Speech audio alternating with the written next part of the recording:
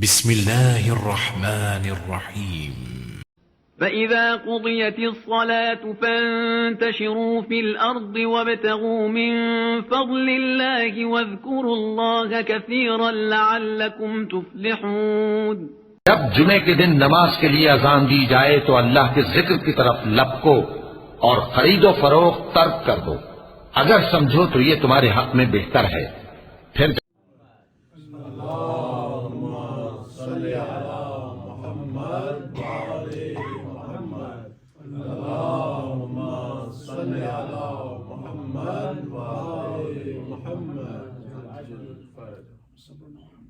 اللهم اغفر للمؤمنين والمؤمنات والمسلمين والمسلمات الأحياء منهم والأموات اللهم تاب بيننا وبينهم بالخيرات إنك مجيب الدعوات إنك على كل شيء قدير اللهم صل على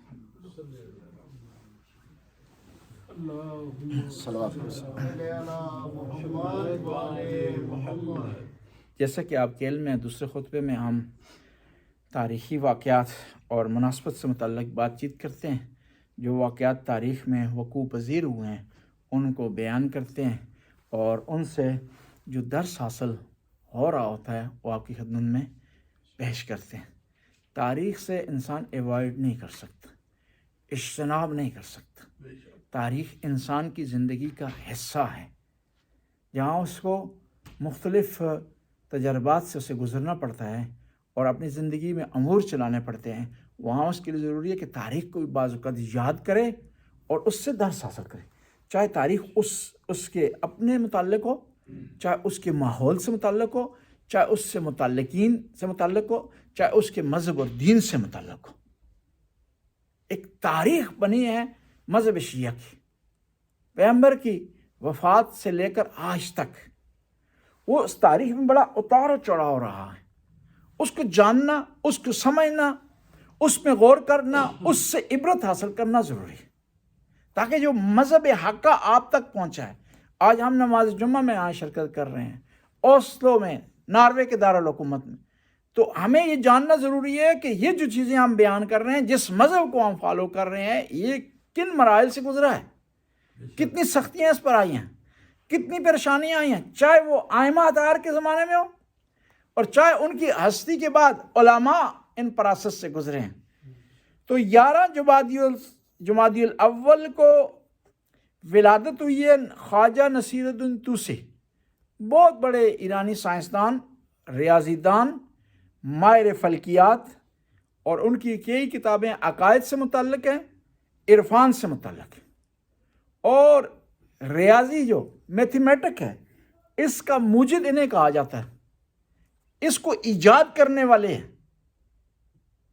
کیونکہ جو ریاضی آج ہے نا دنیا میں مشہور ہے، مختلف اس کے کلیے ہیں، مختلف قوانین ہیں، مختلف قاعدے ہیں ان کے، اس کی بیس جو ہے مسلمانوں نے رکھی اور خاص طور پر ایرانیوں نے اس کی بنیاد رکھی، اور ان ایرانیوں میں بھی جو ٹاپ پر تھے ریاضی دان خواجہ نصیر الدین طوسی تھے، اور یہ علم فلکیات کے بھی ماہر تھے اور بہت بڑے نجومی بھی تھے، اور یہ مذہب حقہ سے تعلق رکھتے تھے، شیعہ خیر البریہ سے تعلق رکھتے تھے۔ ان کی جو ہے بہت زیادہ خدمات ہیں علمی حوالے سے۔ پھر اس کے بعد جو جمادی الاول میں واقعات ہوئے، 12 جمادی الاول کو امام علی نے 3 خط لکھے۔ جنگ جمل کے بعد امام علی کو فتح حاصل ہوئی، فتح کے بعد آپ نے 3 خط لکھے ہیں، ایک خط مدینے والوں کو لکھا ہے، ایک اپنی بہن ام ہانی کو لکھا ہے، اور ایک کوفہ والوں کو لکھا ہے۔ مدینے والے اور کوفہ والوں کو خط لکھنے کی وجہ یہ تھی کہ اس جنگ میں سب سے زیادہ امام کا جو ساتھ دیا ہے مدینے کے لوگوں نے دیا اور کوفہ کے لوگوں نے دیا، اس لیے ان کو خط لکھنا ضروری تھا۔ اور بہن کو جو خط لکھا ہے امام نے، اس کی وجہ میرے ذہن میں یہ آئی ہے کہ انسان جب سفر پر جاتا ہے نا تو 2 ہستیاں آپ کو فالو کرتی ہیں، جو آپ کا پوچھتی رہتی ہیں، آپ کی خبر لیتی رہتی ہیں، ایک والدہ اور ایک بہن۔ امام علی کی والدہ تو تھی نہیں اس وقت، بہن تھی، اس لیے خبر دی آپ نے اپنی بہن کو اپنی خیریت کی جنگ جمل کے بعد۔ ظاہر ہے بھائی یہ ہے جنگ پر، تو جنگ میں 100 واقعات ہو سکتے ہیں، کمی بیشی ہو سکتی ہے، مشکلات آ سکتی ہیں، تو بہن نے تاکید کی ہوگی کہ بھائیا مجھے خبر دینا اپنی خیریت کی. تو پھر امام حسین نے جنگ جمل کے بعد اپنی بہن کو خط لکھا ہے، اور اس میں جو بہت زیادہ امپورٹنٹ خط ہے وہ جو مدینے والوں کو امام علی علیہ السلام نے لکھا ہے جنگ جمل کے بعد. امام لکھتے ہیں انی اخبرکم انا وعما یسرنا الیہ من جموع اہل البصرہ، کہ اے مدینے والوں تم کو اپنے متعلق سے اور اس جنگ سے متعلق خبر دے رہا ہوں کہ ہمیں اس جنگ میں فتح حاصل ہوئی ہے اور ہمارے جو مخالف تھے ان کو اس میں شکست ہوئی. یہ اس خط کا مین جملہ ہے. ویسے لمبا خط ہے امام کا جو امام نے لکھا ہے مدینے والوں کو، جس میں پہلے توحید کا اقرار ہے، اللہ تعالیٰ کی ثنا ہے، حمد الہی ہے، پھر نبی کریم کا تذکرہ ہے، پھر جو ہے وہ احادیث آپ نے بیان کی ہیں، پھر جو ہے وہ امام نے اس واقعے کو بیان کیا جنگ جمل کو.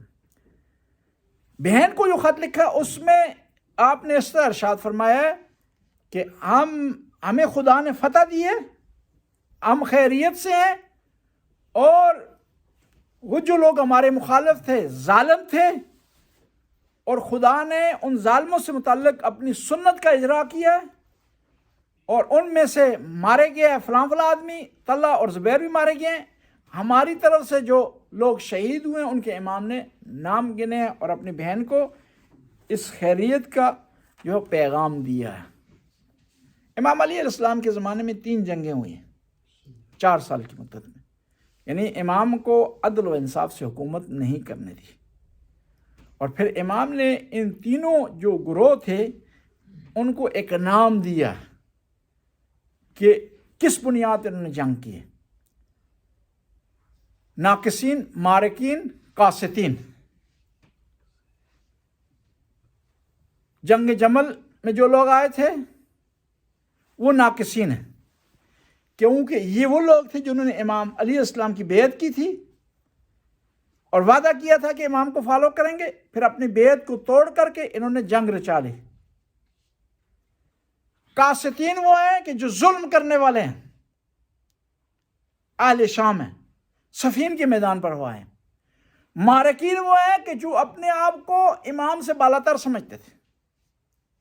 ہم پڑھتے ہیں نا اہل بیت کی جو دعا ہے ان کی ثنا ہے، شعبان کے مہینے میں جو پڑھی جاتی ہے دعائے شعبانیہ، اس میں پڑھتے ہیں المتقدم لہم مارک، کہ جو آدمی اہل بیت سے آگے بڑھ جائے گا وہ مارک کے لائے گا، وہ مدعی سست اور گواہ چست بن جائے گا. ہم نے کیا کرنا ہے؟ اہل بیت کو فالو کرنا ہے، اہل بیت سے سیکھنا ہے، اہل بیت کو نہیں سکھانا. بعض اوقات ہم کوشش کرتے ہیں اہل بیت سے آگے بڑھنے کی. اہل بیت نے کہا کہ نماز اس طرح پڑھنی ہے، ہم کہتے ہیں نہیں، تشہد میں مولا امیر المومنین کا نام بھی ہونا چاہیے. یعنی اہل بیت کو ہم سکھا رہے ہیں، نعوذ باللہ. ان کو فالو کرنے کے بجائے کوشش ہی کر رہے ہیں کہ اہل بیت ہمیں فالو کریں. یہ صحیح نہیں ہے.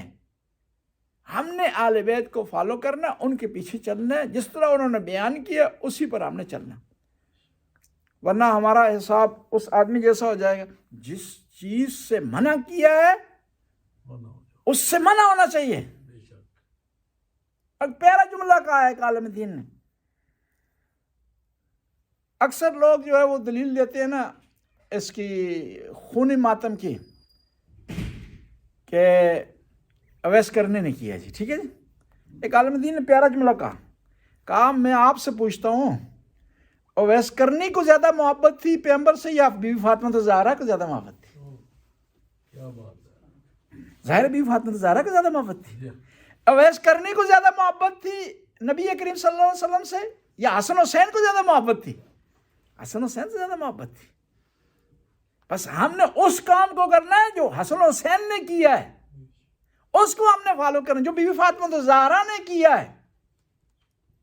کیونکہ بہت سارے محبت کا اظہار ہوتا ہے. آپ نے دیکھنا ہے کہ محبت کا اظہار کرنے والا معرفت کس درجے پر ہے، تب اس کو آپ فالو کریں. مدعی سست اور گواہ چست ہمیں دین کے معاملے میں نہیں بن سکتے، جائز نہیں ہے. بہت سارے ایسے کام ہوتے ہیں جو اچھے ہیں، لیکن شریعت نے اجازت نہیں دی کہ خاص پوائنٹ پہ انہیں کیا جائے. شریعت نے حد و حدود مقرر کر دی ہیں. شریعت نے کہا ہے کہ صبح سے لے کر سحری سے لے کر شام تک آپ نے کھانا پینا سے رک جانا ہے. ٹھیک ہے جی. ہم اپنی طرف سے اضافہ کر لیں کہ بولنے سے بھی رکنا ہے جی، یہ صحیح نہیں ہے. ہم اپنی طرف سے اضافہ کریں دیکھنے سے بھی رکنا ہے. سارا دن جو آنکھوں پر پٹی باندھ لیں جی روزہ مکمل ہو جائے جی، یہ نہیں ہے. یہ اپنی طرف سے ہم اضافہ کر رہے ہیں. شریعت نے جو کہا اسی پر عمل کرنا ہے، نہ اس میں کمی کرنی ہے نہ اس میں زیادتی کرنی ہے. زیادتی کریں گے پھر بھی گناہگار ہیں، کمی کریں گے اس میں بھی گناہگار ہیں. یا آپ اپنی طرف سے بنا لیں جی ہم نے کیا جی 5 منٹ تک سانس نہیں لینا تاکہ روزہ مکمل ہو جائے جی رکنا ہے نا جی، سانس بھی لانا بھی چھوڑ دیں جی تو کچھ ٹائم کے لیے. یہ نہیں ہے، اپنی طرف سے ہم نے بنایا ہے. بس کوشش کریں شریعت کے جو دائرہ کار ہے اس سے نہ ایک قدم آگے نہ ایک قدم پیچھے. المتقدم لهم مارک والمتاخر هم ذائق واللازم هم لائق. کہ ہم دعائے شابانی میں پڑھتے ہیں کہ جو آدمی اہل بیت سے آگے بڑھ جائے گا وہ بھی گناہگار ہے، جو ان کو فالو نہیں کرے گا وہ بھی گناہگار ہے. نیک پارسا مومن وہ ہے جو اہل بیت کے پیچھے چلے اور سستی بھی نہ کرے اس پیچھے چلنے میں، اور اہل بیت سے آگے بڑھنے کی کوشش بھی نہ کرے. قرآن کی آیت ہے لا تقدم بین ید اللہ و رسولہ، اللہ اور اس کے رسول سے اب آگے مت بڑھو. کیا ہو جائے گا؟ آگے بڑھ جاؤ گے تو ان تحبط اعمالکم وانتم لا تشعرون، تمہارے اعمال حبط ہو جائیں گے اور تمہیں علم تک بھی نہیں ہوگا. نمازیں، روزے، حج و زکوٰۃ، اگر آپ مدعی سست اور گواہ چست کے مصداق بنیں گے سارے جو ہے وہ ضائع ہو جائیں گے. بس کوشش کریں کہ جو اعمال ہم اکٹھے کرتے ہیں نا کوئی ایسا عمل نہ کریں جس سے اعمال ضائع ہو جائے. بعض ایسے عمل ہیں جن سے اعمال ضائع ہو جاتے ہیں. نبی کریم نے ایک دفعہ حدیث بیان